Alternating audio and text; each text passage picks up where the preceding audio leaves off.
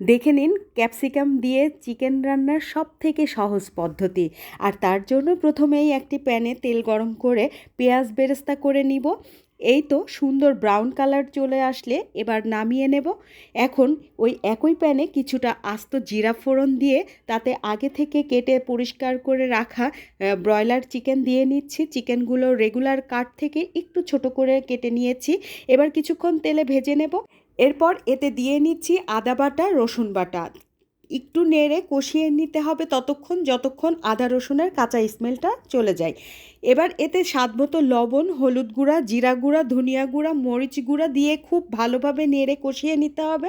আর সাথে দিয়ে দিতে হবে 2 টুকরা দারচিনি।